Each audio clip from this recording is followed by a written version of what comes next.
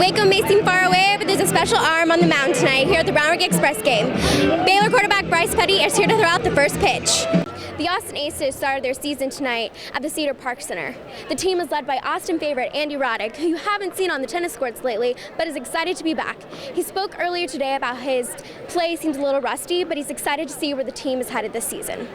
The Austin homecoming for the Dodge family was a special one, as Todd Dodge played quarterback at the University of Texas, and his father-in-law, Ebby Neptune, coached here at Westlake. Carlos Pena started his career with the Texas Rangers when they drafted him in 1998. Since then, he has played for 8 MLB teams. Recently, his career has come full circle when the Texas Rangers re-signed him June 17th. There were some familiar faces tonight at the Dell Diamond as the Express celebrated their first annual Alumni Weekend. The most recognizable was former manager Jackie Moore.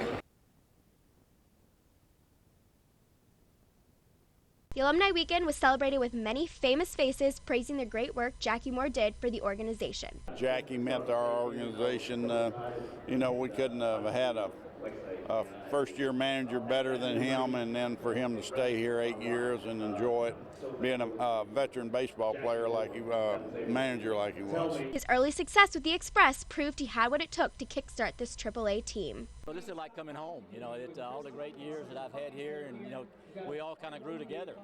Coming in not realizing what was really going to happen, and really I don't think you could have written a better script, than we had in 2000 to get it off the ground, and the way these young men played, and won the Texas League championship, and we just, like I said, we grew together, and the fans and how they treated us, it was just awesome. So it's always good to be back in Round Rock. Throughout his years, he was able to make an impact on the Round Rock community that is still remembered today. The beautiful thing about Jackie's tenure here was that he was in a point in his career where he could really kind of call the shots, and he loved Round Rock and loved having influence on these guys, and so he was here for 8 years, and we were blessed to have him for those 8 years before they needed him in Houston. The recognition did not come lightly to Moore, as he was very humbled by the whole event. I am so honored, that this doesn't happen to Jackie Moore too often. With the Express, I'm Erin Eichner. The Horns held a media day at the school on Friday. Charlie Strong, his coaches, and some players once again gave a little insight into the upcoming season. The coaches were straight to the point when it came to the discussion of practice and what to expect this upcoming season. And as one newspaper writer pointed out, the difference between a Mac Brown press conference and a Charlie Strong press conference, half the sound bites, twice the truth. The Hendrickson Hawks kicked off their practice this week preparing for the upcoming season. Their powerful team from last year that made it to the playoffs was led by many boys that walked the stage back in June.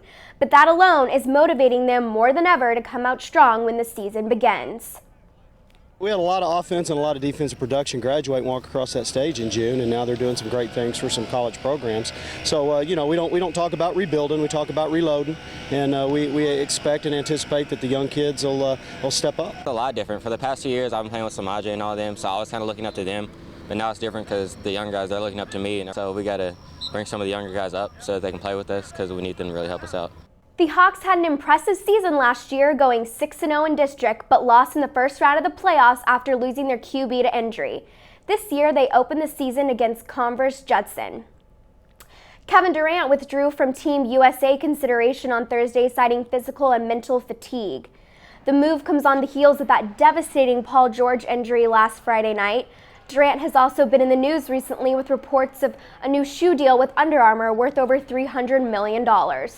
Durant was quoted as saying, "I need to take a step back and take some time away, both mentally and physically, in order to prepare for the upcoming NBA season." That wraps it up for tonight. Remember to keep it here on Time Warner Cable News. I'm Erin Eichner. For the past 94 years, the UIL State Basketball Tournament has been played in Austin. But in 2015, they are making the move to the Alamo Dome. The UIL announced Tuesday that the Boys and Girls Tournament, for the first time in its history, will be played in San Antonio. The state tournament was first held in Austin in 1921 and has never been elsewhere.